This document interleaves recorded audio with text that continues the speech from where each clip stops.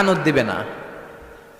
দুই কারণে নারীরা জাহান্নামে যাবে বেশি। বিশ্বনবী মেরাজ থেকে এসে বললেন, ইয়ামা আশারান নিসা, ও নারীরা তাসাদ্দাকনা, তোমরা বেশি বেশি সদকা করো, দান খয়রাত করো।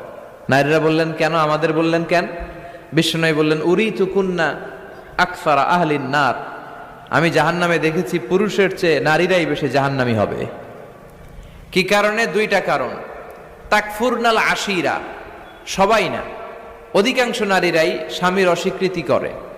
স্বামী যা দেয় এতে সন্তুষ্ট থাকতে চায় না, আছে না নাই? স্বামীর কি চাকরি, কি ব্যবসা, তার উপার্জন কতটুকু, এটাও আপনার দেখার দরকার, আছে না নাই?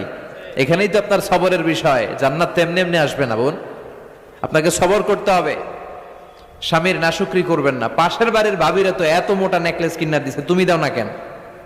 এদের ঘরে তো দামি সোফা সেট, আমার ঘরে নাই কেন? এদের তো এটা করে, এদের তো এটা দিছে।